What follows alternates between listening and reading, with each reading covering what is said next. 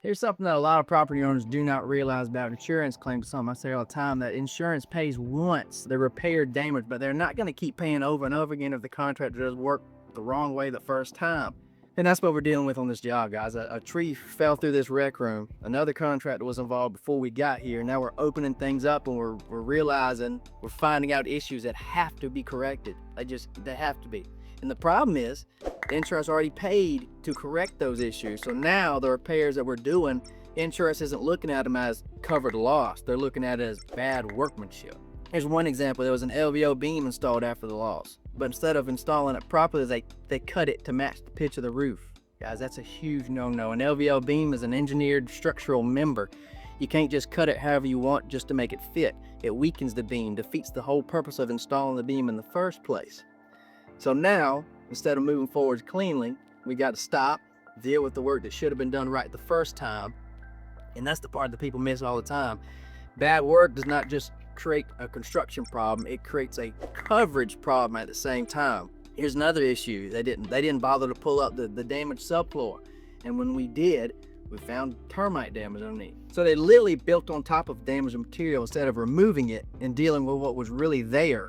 Guys, that's not proper restoration. That's just covering up a problem, pushing it down the road for someone else to deal with later.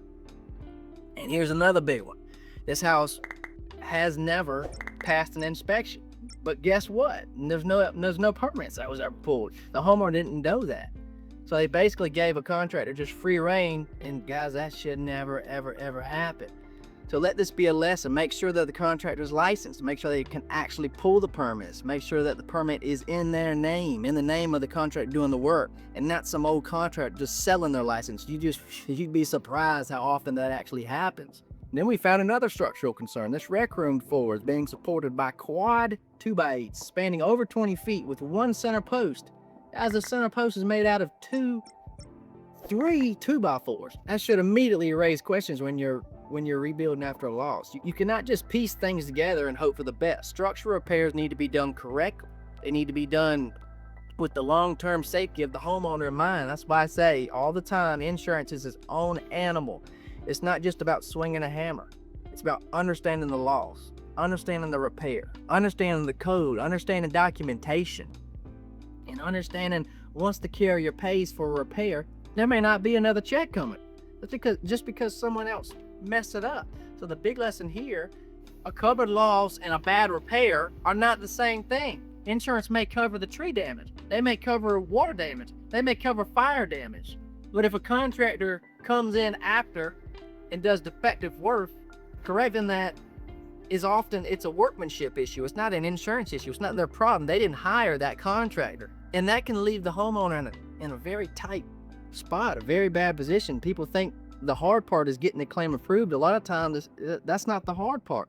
The hard part is making sure that the work is actually done correctly once it's approved by the insurance, because if it's not, well, now you're dealing with delays, extra costs, frustration, and the repairs that may not be covered a second time. So on this project, we're going to work through all these issues, figure out what has to be corrected, and get this thing back the right way. But the bigger takeaway for the property owners, it's simple, guys. Insurance pays for covered damage. They do not keep paying over and over and over for bad workmanship.